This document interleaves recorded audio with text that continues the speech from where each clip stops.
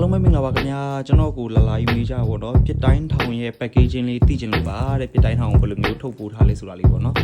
ဒီလိုမျိုးကျွန်တော်စနစ်တကျလေးထုတ်ပို့ထားပါတယ်အဲ့ဒါအပြင်ကိုမှပြစ်တိုင်းထောင်လို့ဘာကြောင့်မလို့ကျွန်တော်ပေးထားလဲဆိုတဲ့ဟာကိုလည်းအနောက်မှာကျွန်တော်ရေးပြထားပါတယ်ကဲတစ်ချက်လောက်ကျွန်တော်နဲ့တူတူလိုက်ကြည့်လိုက်ရအောင်ကဲပြစ်တိုင်းထောင်နဲ့ပြစ်တိုင်းထောင်ဆိုတာကျွန်တော်ပြစ်တိုင်းထောင်ဟူဒီအနိုင်မခံအရှုံးမပေးစိတ်သက်ကြန့်ခိုင်ခြင်းဆိုတော့ဂုံဘုတ်ကိုဆောင်ပြီးတဲ့ဒါကတော့လူတိုင်းကအတိတ်ပဲကိုယ့်အကူဖွင့်လို့ရတယ်ကိုသမားတယောက်ဒီမိမြပင်တော်စီကောင်းစီကမူကိုမသွင်းခံရဘူးတော့စိတ်တက်မကြဘူးတော့ကိုသမားဟူရမရှိတဲ့ခင်ဗျားတို့တော့မသိဘူးကျွန်တော်ကတော့ကိုတွေပါတွေအဲ့လိုသွင်းခံရရင်စိတ်တက်ကြရတဲ့ပွဲကြီးလည်းအများကြီးရှိခဲ့ဘူးပေါ့နော်ဆိုတော့ကိုသမားတယောက်ဒီကိုပေးလိုက်ရသည့်အခါမိမိအမားကြောင့်ဖြစ်စေမိသည့်အကြောင်းပြချက်များကြောင့်ဖြစ်စေတစ်ဖက်သိကန့်ချက်များကိုကျဉ်းခိုင်ချင်းဖြစ်ပြန်လည်ခုခံနိုင်စွမ်းရှိရမည်ဆိုတာကကျွန်တော်တို့တွေလေပွဲမှာတအားဖမ်းရတဲ့ပွဲတွေကျွန်တော်တို့အရန်ဖမ်းရတယ်ဖမ်းပြီးတော့အဲ့ကိုကအခက်မသိတဲ့အချိန်မှာဝင်သွားတာမျိုးသူတို့အားရပါရကန်တဲ့အချိန်မှာကိုကအမြဲတမ်းပုံမိနေပြီးတော့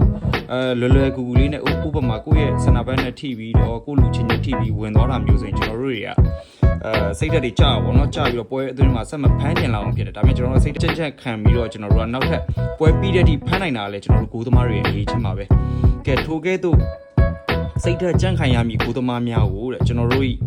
မြမယဉ်ကျေးမှုဇက်ကောင်လေးစစ်တိုင်းထောင်နဲ့ခိုင်းတိုင်းတင်စားပြရစီတဲ့ကဲကျွန်တော်ကိုသမားတွေကပြစ်တိုင်းထောင်နဲ့တူတယ်ပေါ့နော်ဒါကတော့ကျွန်တော်ရဲ့အထိပ္ပယ်ဖွင့်ဆိုချက်ပါ